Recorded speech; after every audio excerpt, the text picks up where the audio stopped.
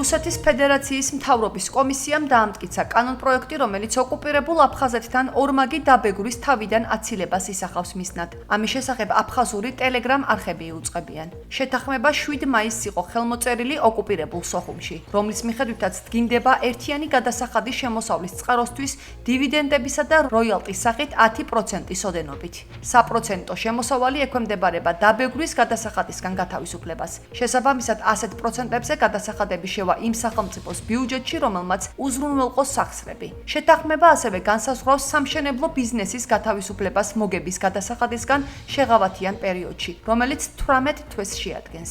ამ პერიოდში ერთი ქვეყნის კომპანიის საქმიანობა მეორის ტერიტორიაზე არ გამოიწვევს მუდმივი წარმომადგენლობის შექმნას. გადასახადის გადახდა კი მხოლოდ რეზიდენტობის ქვეყანაში მოხდება. ნათქვამია შეთანხმებაში, რომლის რატიფიცირებაც წლის ბოლოსთვის იგეგმება.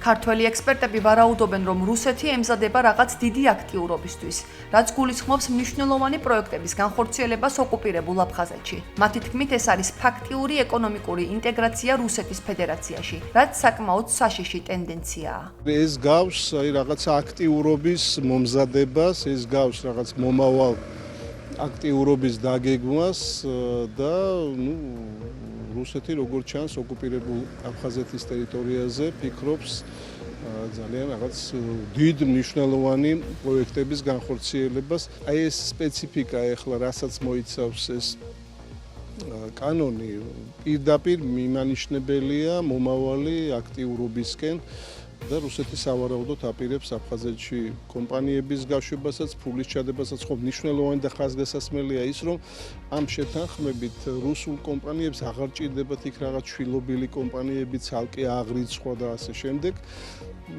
ეს კანონი დაარეგულირებს მათ შორის, ასე ვთქვათ, აი ამ ურთიერთობას ძალიან მოქნილად და ძალიან შეღავათიანად. თვითონ ორმაგი დაბეგვრის თავიდან აცილების ხელშეკრულება რუსეთის ფედერაციას და ოკუპირებულ აფხაზეთს შორის ასე ვთქვათ, ცალკე განყენებული დიდი პრობლემა შეიძლება არ იყოს, მაგრამ სამწუხაროდ ეს არის ბევრად უფრო დიდი ჩვენთვის სახიფათო პროცესის ნაწილი, რომელსაც ქვია ოკუპირებული აფხაზეთის ფაქტიური ეკონომიკური ინტეგრაცია რუსეთის ფედერაციაში, რომლის შემდეგ მხოლოდ ერთი ნაბიჯი რჩება იმისთვის, რომ მისი ტერიტორია შევიდეს რუსეთის ფედერაციის შემადგენლობაში. ეს დაახლოებით მსგავს გზას მიაგავს, როგორც გაიარა ლუგანსკის და დონეცკის ეგრეთ წოდებულმა რესპუბლიკებმა, რომლებიც ჯერ დამოუკიდებელ ქვეყნებად აღიარა რუსეთმა, ხოლო შემდეგ შეიერთა ასეთივე საგადასახადო ხელშეკრულებების გაფორმების შემდგომ.